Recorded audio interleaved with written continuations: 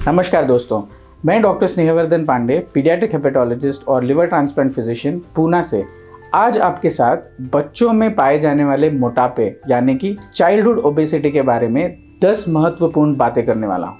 तो बने रहिए इस वीडियो में मेरे साथ। 1. क्या बच्चों में मोटापा बहुत ही सामान्य है?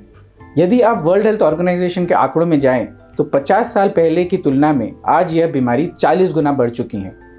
हर साल 1 मिलियन बच्चे चाइल्डहुड ओबेसिटी से पीड़ित हो रहे हैं और कुछ ही सालों में यदि देखें तो हर तीसरा बच्चा चाइल्डहुड ओबेसिटी से पीड़ित रहने वाला है। यह बहुत ही चिंताजनक है। दूसरा, तो क्यों कुछ बच्चे मोटे रह जाते हैं?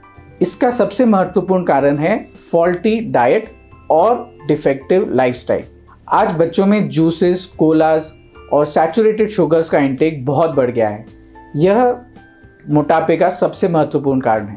आज बच्चे अपने लैपटॉप, टैबलेट और मोबाइल से पूरी तरह डिपेंडेंट हो गए हैं। इसकी वजह से इनमें फिजिकल एक्टिविटी और फिजिकल एक्सरसाइज बहुत ही कम हो चुका है। यह भी एक बहुत ही महत्वपूर्ण कारण है। कुछ आनुवंशिक कारणों की वजह से भी कुछ बच्चे अपने माँ बाप की तुलना से और ज़्यादा ओबीस रह जाते हैं। कई बार पेरेंटल फैक्टर्स जैसे कि कुछ माता पिता अपने ओबीस बच्चों को देखकर यह सोचते हैं कि मेरा बच्चा तो बहुत ही सेहतमंद है, पर यह बहुत गलत है। आपका बच्चा सेहतमंद नहीं, आपका बच्चा बीमार है। तीसरा, हम कैसे पहचानें कि हमारा बच्चा मोटा हो रहा है? वर्ल्ड हेल्थ ऑर्गेनाइजेशन और इंडियन एकेडमी ऑफ पीडियाट्रिक्स ने स्टैंडर्ड ग्रोथ चार्ट्स डेवलप किए हुए हैं। इन ग्रोथ चार्ट्स में आपके बच्चे के वजन, ऊंची और बॉडी मास इंडेक्स द्वारा आप ये बहुत आसानी से पहचान सकते हैं कि क्या आपका बच्चा ओवरवेट या ओबेसिटी की तरफ तो नहीं बढ़ रहा। चौथा, मोटापा एक चक्रव्यूह के समान है। जो बच्चे मोटापे का शिकार होते हैं उनमें और ज़्यादा फिजिकल एक्टिविटी या फिजिकल एक्सरसाइज करना और भी मुश्किल हो जाता है। यह अपने दोस्तों से हिलना मिलना भी नहीं चाहते। उन्हें इनके साथ बहुत बार मजाक का शिकार भी होना पड़ता है। इन सारे कारणों की वजह से ये बच्चे घर पे रहना पसंद करते हैं। घर पे रहकर ये अपने लैपटॉप, स्क्रीन टाइम पर ज़्यादा वक्त बिताते हैं और अधिक खाना खाने लग जाते हैं। और ज़्यादा खाना खाने की वजह से वो और ज़्यादा मोटापे का शिकार होते हैं।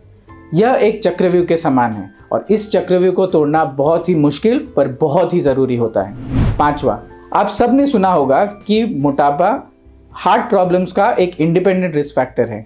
हाल ही में आपने सुना होगा कि बहुत नौजवान लोग मोटापे के कारण हार्ट प्रॉब्लम से पीड़ित हैं। स्टडीज़ की माने तो 70% नौजवान लोग जो हार्ट प्रॉब्लम से पीड़ित रहते हैं उनमें बचपन से मोटापे का एक बहुत इंपॉर्टेंट रिस्क फैक्टर होता है। इसका मतलब यह है कि यदि आप मोटापे को बचपन से ही ट्रीट करें तो आप 70% हार्ट प्रॉब्लम्स को रोक सकते हैं। छठवां, मोटापे के कारण डायबिटीज़ होने के चांसेस भी बहुत बढ़ जाते हैं।